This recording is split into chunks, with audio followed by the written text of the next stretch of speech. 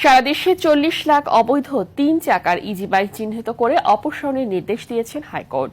এক রিট আবেদনের শুনানি নিয়ে বুধবার বিচারপতি মামুনুর রহমান ও বিচারপতি খন্দকার দিলিরুজ্জামানের হাইকোর্ট বেঞ্চ রুল সহ এই নির্দেশ দেন। একই সঙ্গে আদালত ইজি বাইক আমদানি ও ক্রয় বিক্রয়ে নিষেধাজ্ঞা দিয়েছে।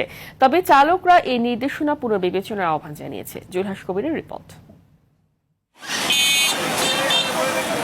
প্রায় 40 লাখ অবৈধ ইজি বাইক চলাচল করে সারা দেশের বিভিন্ন সড়ক ও মহাসড়কে। 3 চাকার এই অবৈধ যানবাহন বন্ধে দীর্ঘদিন থেকে সাধারণ মানুষের আন্দোলন চললেও তা খুব একটা কাজে আসেনি। অবশেষে বুধবার উচ্চ আদালত এসব ইজি বাইক চিহ্নিত করে সড়ক মহাসড়ক থেকে দ্রুত অপসারণের নির্দেশ দিয়েছেন। আদালতের এই রায়ে সন্তুষ্টি প্রকাশ করেছেন সাধারণ মানুষ। এর ফলে সড়ক মহাসড়কে দুর্ঘটনা অনেকটাই কমে আসবে বলে মনে করেন তারা। অটোরিকশা মেন রোডে উঠলে যানজট বাড়বে এবং অ্যাক্সিডেন্ট বেড়ে যায়, লোকজনের ক্ষতি হয়।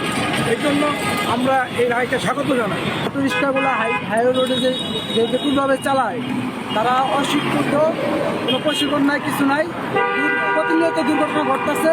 অটোরিকশা মহাসড়কে উঠতে নিষেধ করছে, সেজন্য আমি মনে করি যে এটা ভালো হয়েছে। তবে রাস্তায় ইজি বাইক চালাতে না পারলে বেকার হয়ে পড়া ছাড়া কোনো উপায় থাকবে না বলেও জানান ইজি বাইকের চালকেরা। যদি এই গাড়ি ঘোড়া যদি আমাদের পথে হতো, আমাদের পথে নামা ছাড়া কোনো উপায় নাই। আমার একটা ছেলে একটা মেয়ে মাদ্রাসায় লেখাপড়া করাই, ঘর ভাড়া দিতে পারি, সবকিছু আমার এটার দ্বারা।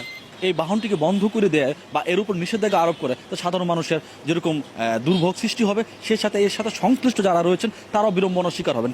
আদালতের আবেদনকারীর পক্ষে ছিলেন আইনজীবী আতিক তৌহিদুল ইসলাম, রাষ্ট্রপক্ষে ছিলেন deputy attorney general Amit Dasgupta.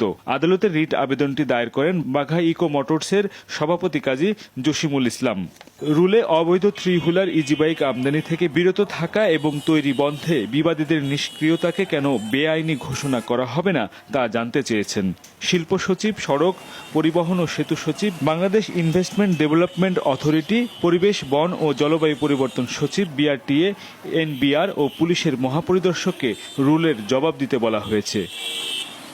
একই সঙ্গে শিল্প মন্ত্রণালয় ও এনবিআর এর রিটকারীদের আবেদন নিষ্পত্তি করতে নির্দেশ দিয়েছেন আদালত।